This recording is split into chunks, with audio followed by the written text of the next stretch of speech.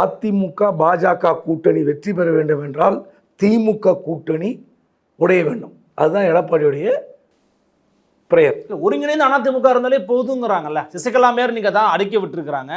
இப்போ தேமுதிகவுடைய பிரதிநிதியா நீங்க சுதீஷ் வந்து கலந்துருந்துருக்கிறாரு. கிட்டத்தட்ட இந்த அலையன்ஸ் கொஞ்சம் பில்ட் ஆகிற மாதிரி தான் தெரியுது. அதாவது இன்னைக்கு தேமுதிக போய் உக்காந்துருக்குன்னா அவங்க அதிகாரப்பூர்வமாக திமுக இணைஞ்சதாக யாருக்கும் தெரியாது, சொல்லலை. திரைமறைவில் நடந்து கொண்டிருக்கிறது.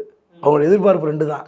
ஏடிஎம்கே ஒரு பத்திரம் கொடுத்துட்டாங்க, ராஜ்யசபாவுக்கு டாக்குமெண்ட் கொடுத்துட்டாங்க.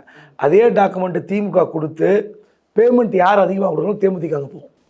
அங்கேயும் பேசுவாங்க, இங்கேயும் பேசுவாங்களா? தாராளமாக பேசுவார்கள். அரசியல் இதுக்கு முன்னாடி தேமுதிக அப்படிதான் செய்திருக்கிறது, எல்லா கட்சியுமே செய்திருக்கிறது. அதனால் தேமுதிகவை அங்கேருந்து பிரிக்கணும்னு அமைச்சர் ஏவாவேலு கங்கணம் கட்டி கொண்டு செயல்பட்டு கொண்டிருக்கிறார். அதற்கான வேலையில் இறங்கிவிட்டார்.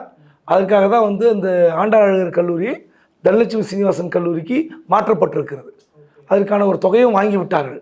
அவங்க நிலைமை மோசமாக இருக்கலாம், பணம் இல்லாமல் இருக்கலாம். ஆனால் அந்த விவகாரத்தில், கூட்டணி விவகாரத்தில் என்ன முடிவு எடுக்கலாம்னு யாருக்கும் தெரியாது. இன்றைக்கி எல்லாம் இப்படி இருக்கிற மாதிரி தெரியும்.